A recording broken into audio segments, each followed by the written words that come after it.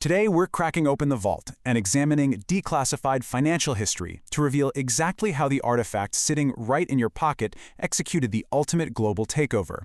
We are all so obsessed with the idea of a master thief walking away with millions in cash, but the truth is, the greatest heist in history wasn't pulled off with a getaway car or a drilled vault. It was pulled off in broad daylight, and the prize was the entire global economy. Here is our syllabus for today's seminar. We'll be covering 1. Forging the greenback. 2. Decoding the cryptic symbols. 3. The Bretton Woods masterstroke. 4. The global fiat monopoly. And finally, 5. The currency arms race. All right, let's jump right into Section 1, Forging the Greenback. To really understand this empire, we have to put the physical artifact itself under the microscope. Now, you might think the word dollar sounds, well, incredibly American, but the very name of the currency is actually stolen. It comes from a 16th century European silver mining town called Joachimsthal. The miners there stamped out coins called Joachimsthalers, which, eventually morphed into the word dollar. And honestly, when the United States was born, the founding fathers didn't even want their own paper money. They preferred pirate cash. So in 1792, they literally just copied the exact weight and value of the most ruthlessly trusted silver coin on the high seas, the Spanish piece of 8. But let's look at the artifact as it exists today and ask a pretty practical question. Why on earth does a $20 bill survive a brutal trip through your washing machine when a normal piece of notebook paper just instantly disintegrates into mush? Well, the secret to its survival is that the dollar isn't actually paper at all. It's a highly guarded, military-grade textile. When you carry cash, you aren't carrying paper. You're carrying a specialized fabric. It's a very specific blend of 75% cotton and 25% linen. And if you look super closely, it's injected with microscopic red and blue synthetic fibers, engineered purely for survival. And that brings us to its color. You've probably noticed that while other nations, like Australia, Canada, or countries across Europe, use these bright neon rainbows for their cash, America relies on this aggressively stubborn green color. And listen, class, this was absolutely not some random aesthetic choice. It was a defense mechanism. See, during the American Civil War, criminal syndicates realized they could use this brand new invention called black and white photography to just snap pictures of bills and print exact copies. To completely shut down this heist, the government hit the backs of the bills with a patented, chemically complex green ink. Early cameras just couldn't process it. The green completely washed out into a blurry black mess on camera. The greenback was quite literally born as a high-tech, anti-counterfeiting weapon. Moving on to Section 2, Decoding the Cryptic Symbols. Let's flip this artifact over because honestly, the back looks less like modern money and way more like a map to a hidden treasure.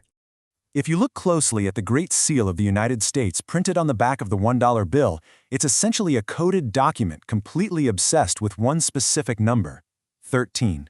This rule of 13 brilliantly illustrates the original colonies. Count them up. The eagle holds exactly 13 arrows for war and an olive branch with exactly 13 leaves for peace. There are 13 stars and 13 stripes. But what about that strange Egyptian pyramid? I mean, why put Egyptian architecture on American cash? Well, the pyramid was deliberately left unfinished, with exactly 13 steps to signal to the entire world that the nation was still expanding and actively building its empire. Floating right above that pyramid is the Eye of Providence, a divine watcher observing the nation's success. But look right beneath it. There lies a Latin phrase, Novus Ordo Seclorum, which translates to a new order of the ages. This wasn't just some catchy motto, guys. It was an incredibly arrogant, bold declaration. They weren't just printing money, they were announcing a hostile takeover of the future. Which brings us to Section 3, the Bretton Woods masterstroke. Let's jump to our next historical chapter and see how all of this builds into the greatest corporate monopoly story ever recorded. That hostile takeover actually became a reality in 1944. As World War II was drawing to a close, the economies of Europe were just reduced to rubble, and their vaults were totally empty. Meanwhile, the U.S. was sitting on a massive, massive mountain of physical gold. So at a hotel in Bretton Woods, New Hampshire, 44 nations gathered to figure out how to rebuild. The U.S. essentially walked into that room and leveraged its gold reserves to force a masterstroke deal. The pitch was simple. Set your currencies to our dollar, and we will tie our dollar to the gold. Overnight, the U.S. dollar became the absolute financial anchor for the entire planet. All right, Section 4, the global fiat monopoly. The crucial point here is the ultimate plot twist, one that happened exactly when the world became hopelessly addicted to this entire arrangement. In 1971, the U.S. executed a massive financial magic trick. They completely severed their ties to gold, throwing the gold standard right out the window. The dollar instantly became a pure fiat currency.